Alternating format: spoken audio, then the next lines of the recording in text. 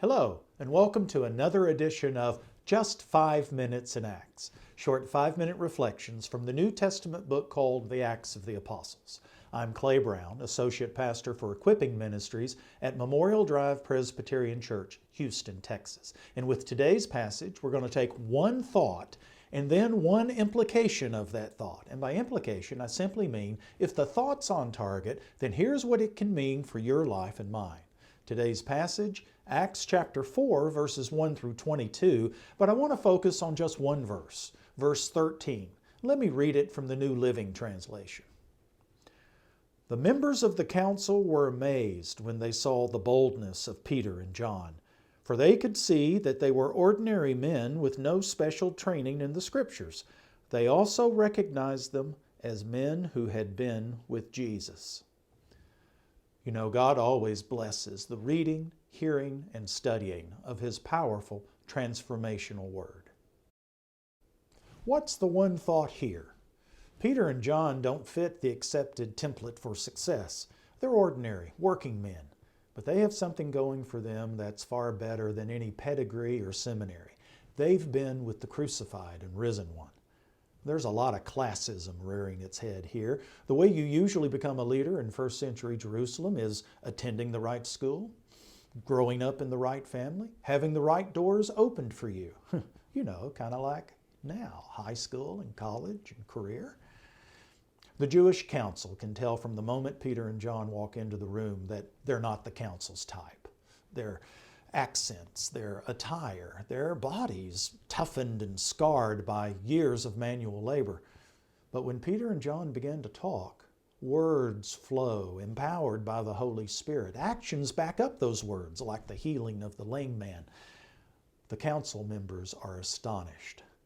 Most people would be terrified to be in a meeting with an elite group like this that has the ability to make life miserable for you, even kill you. The council, after all, condemned Jesus and then arm-twisted the Romans and the crowd to go along with it.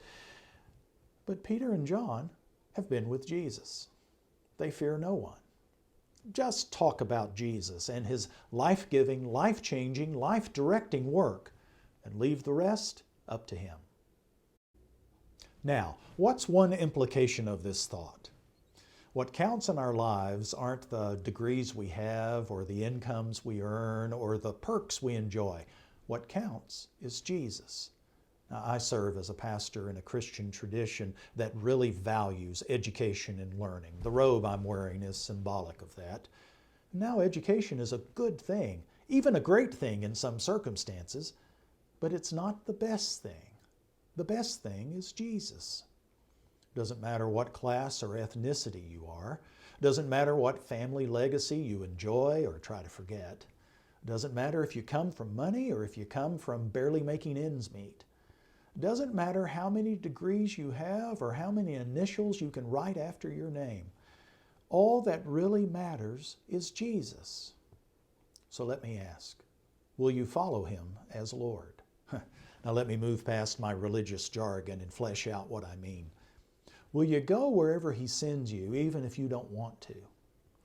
Will you love whomever He places in your path? Will you live by His grace instead of your good deeds? Will you trust Him with the big stuff and the small stuff? Will you forgive anyone He calls you to extend His mercy toward? Will you help the forlorn and the forgotten? Will you talk with others about His good news in your life? All that other stuff we expend so much effort to achieve and so much energy to maintain is, in the long run, meaningless. All that's really real, all that counts, is Jesus.